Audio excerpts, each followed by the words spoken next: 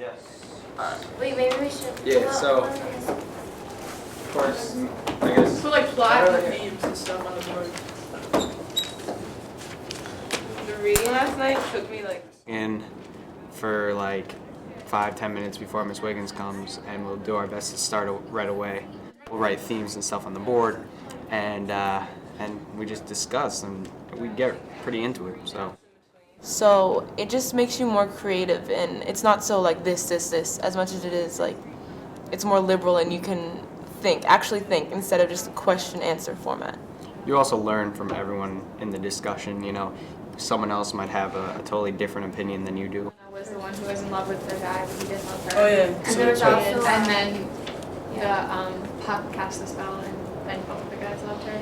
He puts a lot of unrequited love, like how you mentioned Helen loved the guy but he didn't love her.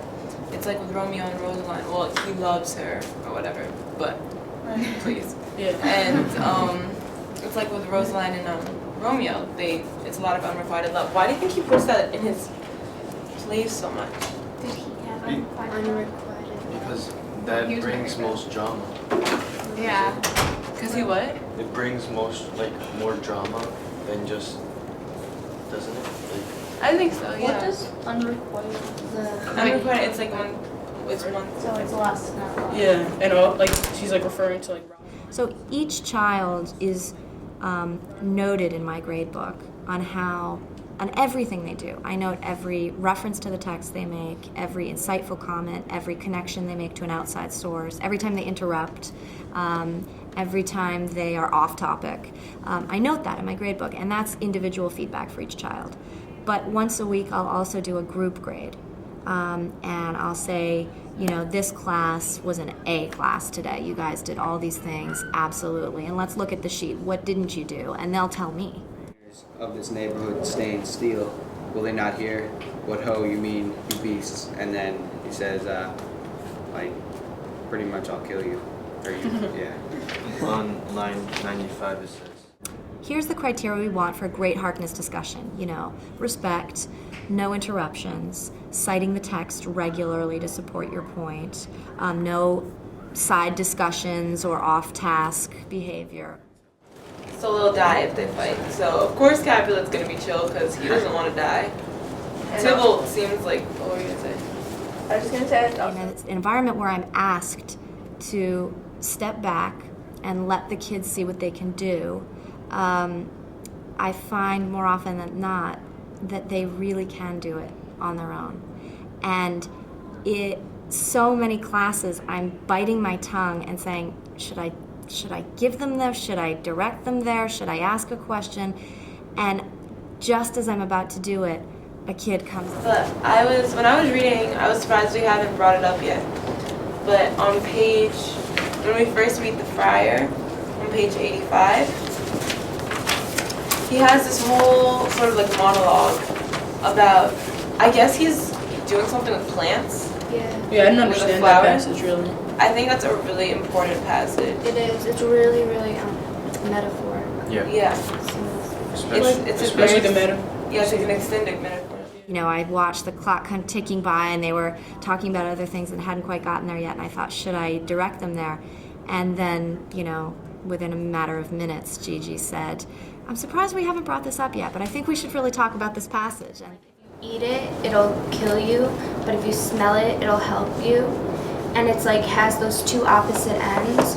And then if like it's the same thing with men, like you have your good and your evil kind of. Birth and death. Hey, doesn't that kind of remind you of like the ending? Because when they die, the peace like lives. Yeah, You know what I mean? Like the thing that was dead before, it's like good and evil reversal. once again. Yeah. Like everything on the earth, there's like a balance. So by them going into the soil and like their tomb, this new birth rises up, which is like peace. Peace. Yeah, like when he says It feels really good to find something that, you know, no one else has actually talked about in the class, because there are times where I feel like I'm not participating as much as I should, or like not saying something as smart as everyone else is saying. But when you find something in the text that is like remarkable and you're just like, oh my god, I should say that, it feels great because you feel like you're gonna really make a difference in the conversation, and then everybody can be like, oh my God, this, and then they'll like refer to the text, and then it just keeps on going, you know? It builds a conversation. It's that person teaching it to other people. And in a way, we're teaching it to ourselves when we're doing this hardness discussion. So I think we understand the material more. I don't think it can't happen without a round table and with double the amount of kids at all. And I've taught in schools with a lot more students, and I would say that the enthusiasm that just bubbles over when kids see that you value their ideas enough, that you aren't just lecturing them. And I think that it's also humbling for teachers, because you're suddenly asked to see that you maybe aren't needed as much as you think you are. But I think that's also, in the end, really empowering, because you see that your role isn't, I'm going to fill you with knowledge today about Romeo and Juliet. It's more, let's discover this together and let's see what we find. I may know a little bit more about you, so I may be able to help guide you along the way with some, nicely placed questions. But, maybe you'll help me understand something I wasn't quite seeing. And when kids recognize that you intellectually treat them in that kind of equal way, I think that it really sucks them in, and they want to be a part of this. I'd say that we have to wrestle with the material in order to get it ourselves, because if the teacher were to give it to us, then we would probably, we'd understand that information, but we couldn't think even further. I see so many days that the students' understanding deepens my own understanding of the text, and they regularly come up with things I didn't see. And so if I'm sort of, whether explicitly or just implicitly saying, here's what's important in class, I might miss all those other things that they see and are able to share in this kind of environment. And that's fun.